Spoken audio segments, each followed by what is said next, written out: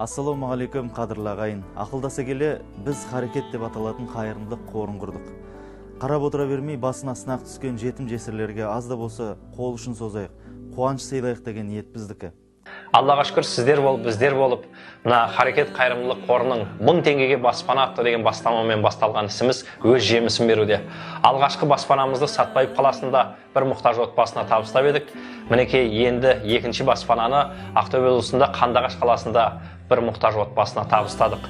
Қазақ елі Харекет атты қайырымдылық қорға қатысуларыңызды сұраймыз. Көріп жатқан шығарсыздар, естіп жатқан шығарсыздар, бізде атсалысқымыз келді.